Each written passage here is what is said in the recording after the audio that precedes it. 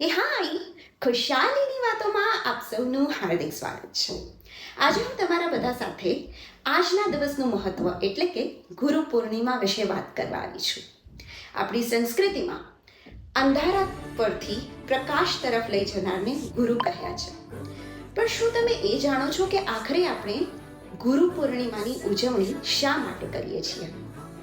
આજનો આ દિવસ એટલે કે ગુરુ પૂર્ણિમા કે જે મહર્ષિ વ્યાસજીની જન્મ જયંતિ પણ છે. આ એ જ મહાપુરુષ કે જેમણે આપણને વેદોનું જ્ઞાન આપ્યું અને મહાભારત જેવા ગ્રંથની રચના કરી, અને માટે જ આજના દિવસને વ્યાસ પૂર્ણિમા પણ કહેવામાં આવે છે. આપણી સંસ્કૃતિમાં ગુરુ એટલે માત્ર આપણને ચોપડીઓ ભણાવનાર વ્યક્તિ જ નહીં, પરંતુ સાચા અર્થમાં ગુરુ એટલે જીવન જીવવાની સાચી કળા શીખવનાર એક શિલ્પી.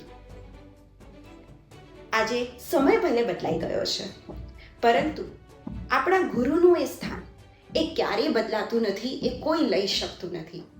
એ ક્યારેક આપણા માતા પિતા સ્વરૂપે, તો ક્યારેક આપણા સ્કૂલ કે કોલેજના ટીચર્સ, અને ક્યારેક જીવનની મોટી મોટી મુશ્કેલીઓમાંથી બહાર નીકળવાનો રસ્તો બતાવનાર એ મેન્ટરના સ્વરૂપે હોઈ શકે. આખરે આ બધા એ આપણા ગુરુ જ તો છે. આજનો આ દિવસ એ આપણા આ સૌ ગુરુઓનો આભાર માનવાનો દિવસ છે.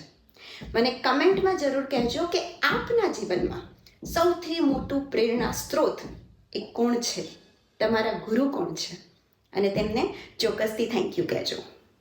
હેપી ગુરુ પૂર્ણિમા. ખુશાલીની વાતો, મજાની વાત.